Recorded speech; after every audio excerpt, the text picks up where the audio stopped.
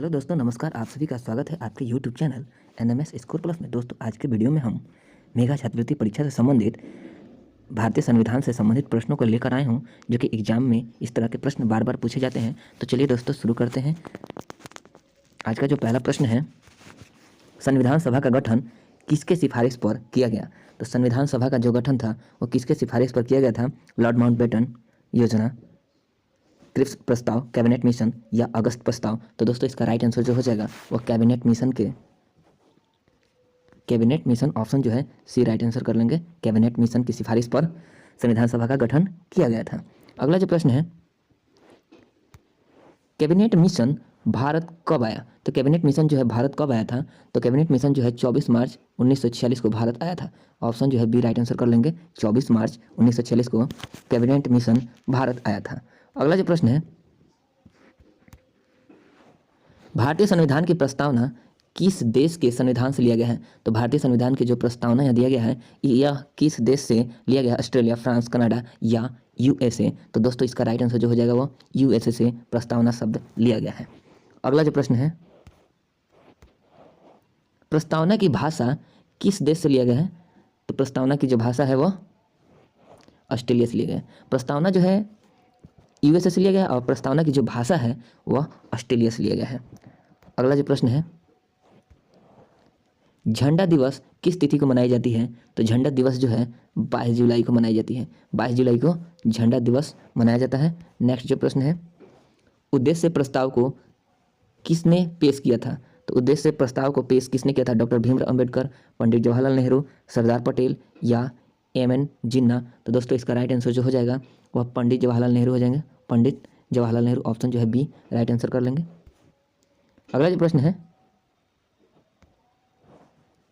संविधान सभा की प्रथम बैठक कब हुई थी? 9 दिसंबर 1946, 11 दिसंबर 1946, 5 मार्च 1945 या 8 मार्च 1947? तो इसका राइट आंसर जो हो जाएगा 9 दिसंबर जो है 1946 को संविधान सभा की प्रथम बैठक की गई थी। अगला जो प्रश्न है, संविधान दिवस किस तिथि को मनाई जाती है? तो संविधान दिवस जो है 26 नवंबर को मनाई जाती है। 26 नवंबर को ऑप्शन जो है सी राइट आंसर कर लेंगे, ऑप्शन सी। अगला जो प्रश्न है, मूल संविधान किस भाषा में लिखी गई थी? तो मूल संविधान जो है उसकी भाषा क्या थी? तो इसका राइट आंसर जो हो जाएगा अंग्रेजी में लिखी गई थी। ऑप्शन जो है डी राइट आंसर हो जाएगा। मूल संविधान की जो भाषा थी वो अंग्रेजी थी। अगला जो प्रश्न है, 10वां नंबर प्रश्न है, संविधान सभा का प्रारूप किसने तैयार किया था? संविधान सभा का जो प्रारूप है किसके द्वारा तैयार किया गया था?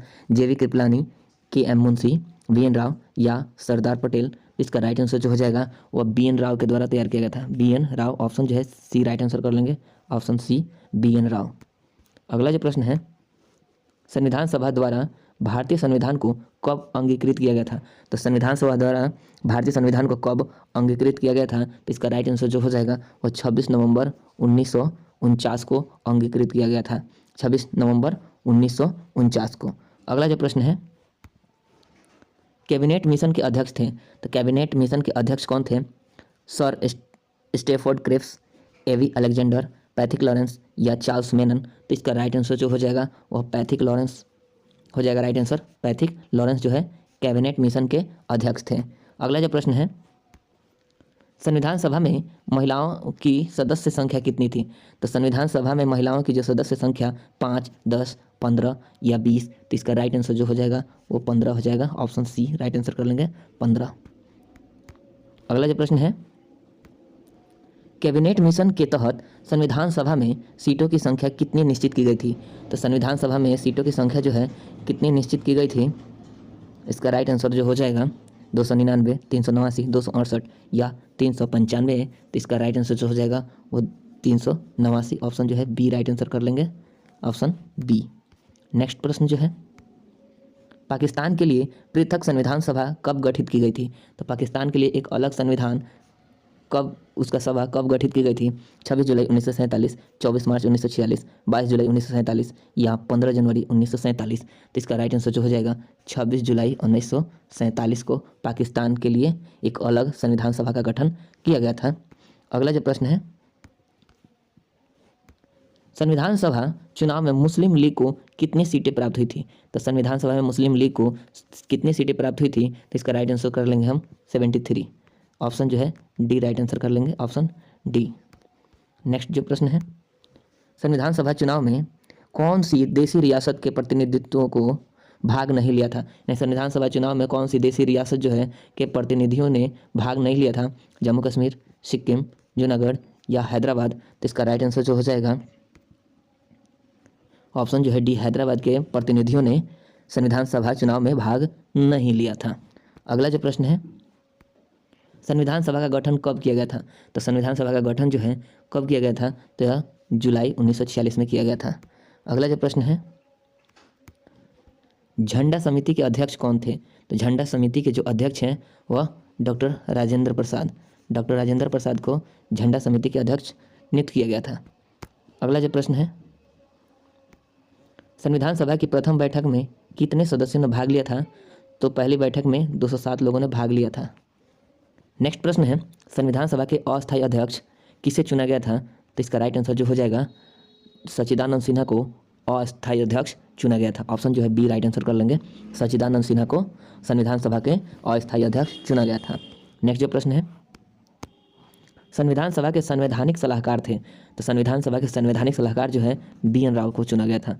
BN राव को संविधान सभा के संवैधानिक सलाहकार चुना गया था। अगला जो प्रश्न है, संविधान सभा के अस्थायी अध्यक्ष किसे चुना गया था? तो अस्थायी अध्यक्ष जो है संविधान सभा का डॉक्टर राजेंद्र प्रसाद को चुना गया था। ऑप्शन ए राइट आंसर कर लेंगे, ऑप्शन ए। नेक्स्ट जो प्रश्न है, संविधान सभा में डॉक्टर भीमराव अंबेडकर पहली बार किस क्षेत्र से निर्वाचित हुए थे? तो संविधान सभा में जो है डॉक्टर भीमराव अंबेडकर को पहली बार पूर्वी बंगाल से नियुक्त किया गया था, पूर्वी बंगाल से निर्वाचित किया गया था। अगला जो प्रश्न है, संविधान सभा में कांग्रेस के कुल कितने सदस्य चुने गए थे? तो संविधान सभा में जो है कांग्रेस के कुल 208 सदस्य चुने गए थे, 208। अगला जो प्रश्न है,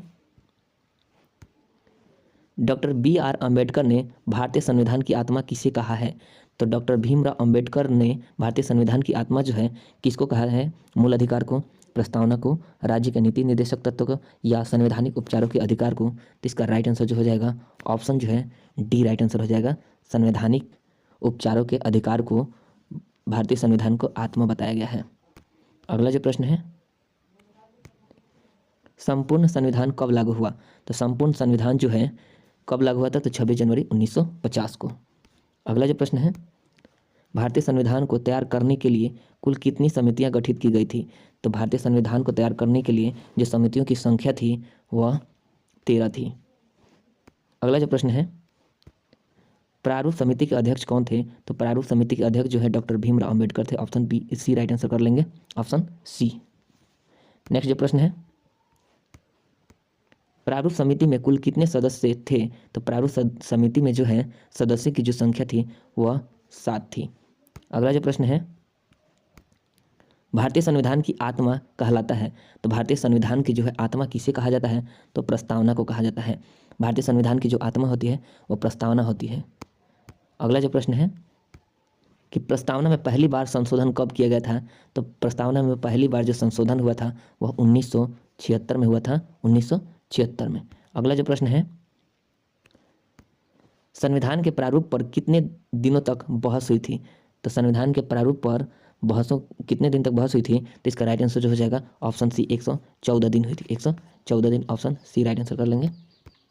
नेक्स्ट जो प्रश्न है, संविधान सभा के द्वारा राष्ट्रीय ध्वज को कब अपनाया गया? तो संविधान सभा के द्वारा राष्ट्रीय ध्वज को जो अपनाया गया था वह 22 जुलाई 1947 को अपनाया गया था, 22 जुलाई 1947 को।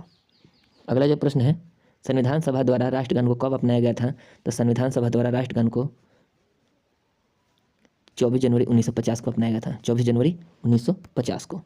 और अगला जो प्रश्न है, भारत का संविधान है तो भारत का संविधान किस प्रकार का है? कठोर है, लचीला है, अंशतः कठोर अंशतः लचीला, या इनमें से कोई नहीं? तो इसका राइट आंसर जो हो जाएगा ऑप्शन सी कर लेंगे, ऑप्शन सी, अंशतः कठोर और अंशतः लचीला है।